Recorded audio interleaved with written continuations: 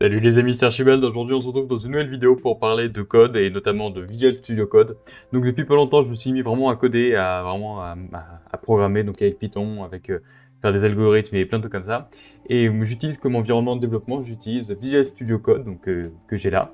Et en fait pour coder, je me suis rendu compte que c'est quand même vachement plus simple de connaître bien son environnement de développement, de connaître des petites astuces et tout comme ça. Donc voilà, c'est pour ça dans cette vidéo, je vais te montrer trois petites astuces assez sympas sur Visual Studio Code. Si tu veux une autre vidéo dans laquelle je parle un peu plus en profondeur de trucs techniques sur Python, sur Visual Studio Code ou des trucs comme ça, eh bien voilà, dis-moi-le dans les commentaires, je ferai une vidéo sur le thème. Donc pour commencer, c'est quand tu codes, quand tu codes, tu dis ah, tiens, je vais faire un while ou je vais faire un for ou juste je vais écrire une pièce de code.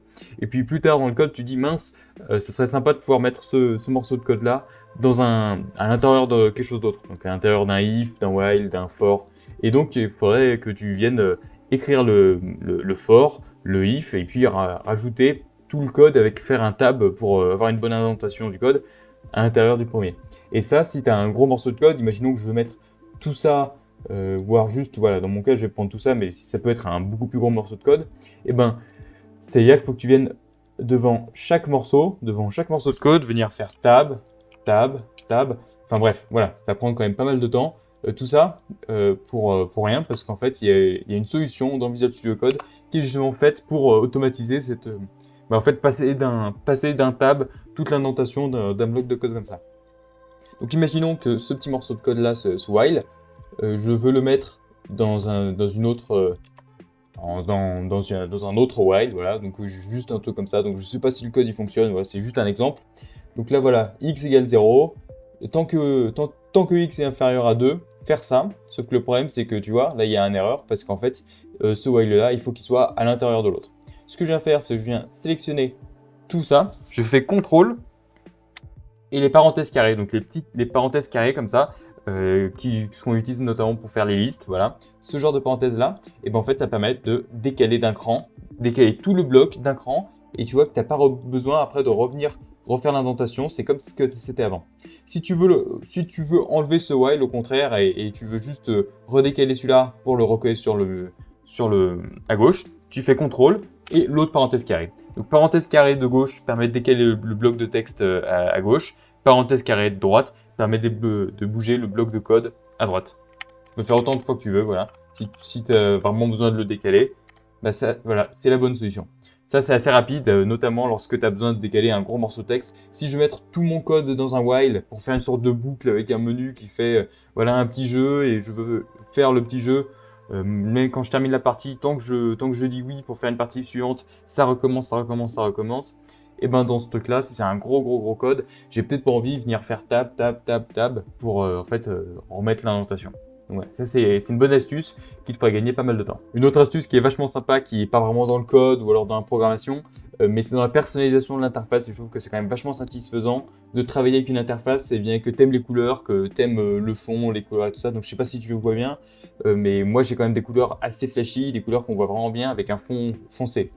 Et bien pour ça, tu vas dans les extensions, donc Visual Studio Code a beaucoup d'extensions, donc tu peux installer plein de trucs, et notamment des thèmes. Donc voilà, là c'est tous les thèmes que j'ai déjà installés. Celle que j'utilise de base, c'est pas un des thèmes de base de Visual Studio, c'est un autre que j'ai installé qui s'appelle Cyberpunk 2077 Rebuild. Donc voilà, c'est un thème qui vient mettre un fond sombre avec des couleurs assez jolies. Et donc voilà, je trouve que c'est quand même vachement plus sympa d'avoir un environnement de développement personnalisé. Il y en a plein d'autres. Voilà, j'en ai installé un autre qui s'appelle Cyberpunk 2020, un autre qui s'appelle Cyberpunk tout court. Il est un peu plus coloré.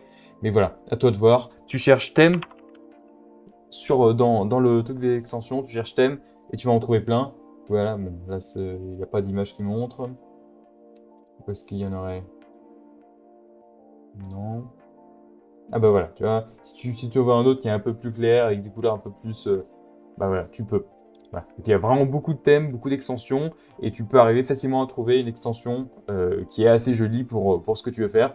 Aussi quelque chose qu'il faut prendre en compte, donc là c'est quelque chose d'assez simple. Si tu vois mon écran là, tu arrives bien à lire le code, et pourtant l'écran il est grand. Et si je te montre mon écran dans la vraie vie, le code il est écrit en très gros pour que ça ressorte mieux dans la vidéo.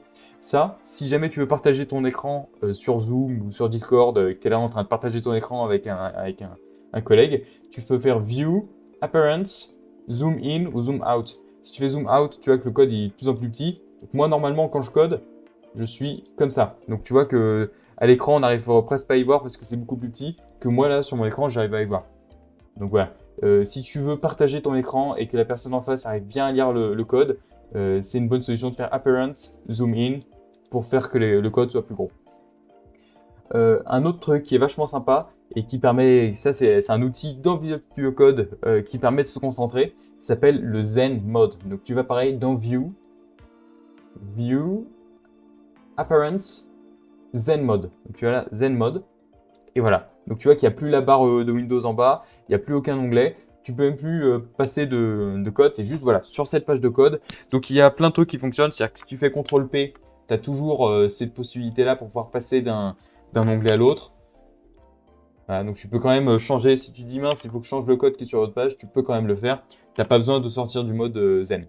Donc là, ça t'aide à te concentrer sur ton code et pas être distrait, dire mince, je vais sur Google, je vais ouvrir Instagram, je vais regarder sur Facebook. Non. Là, ton code, il est en plein écran, tu n'as même plus accès à la barre en bas. Donc tu te dis mince, mais je fais comment pour sortir? Bon bah ça, tu fais tout simplement, tu tapes 2 fois sur Escape et voilà, t'es sorti. Si tu veux rentrer de nouveau, Apparent, Zen Mode, et voilà. Ça te permet vraiment de te concentrer sur ton code. Je trouve que c'est quand même une option assez sympa pour les personnes qui ont du mal à se concentrer. Donc moi, j'ai pas trop de problème, surtout que je suis toujours là avec Google en cherchant les solutions, en dire mince, comment est-ce que je peux faire ça? Donc voilà, ça aussi, c'est important. Mais si t'as vraiment un bon rythme de travail et que tu veux te concentrer, ça, c'est une bonne solution. Donc voilà, les amis, c'était tout pour aujourd'hui. Si t'as des astuces de ce genre, dis-moi dans les commentaires. Si tu as des questions ou des thèmes en particulier que tu voudrais que je dise sur la logique de programmation, Python ou des trucs comme technique, bah voilà, dis-moi dans les commentaires. Abonne-toi à la chaîne, mets un j'aime à la vidéo, partage la vidéo sur les réseaux sociaux, et puis je te dis à une prochaine fois dans une prochaine vidéo. Allez, salut!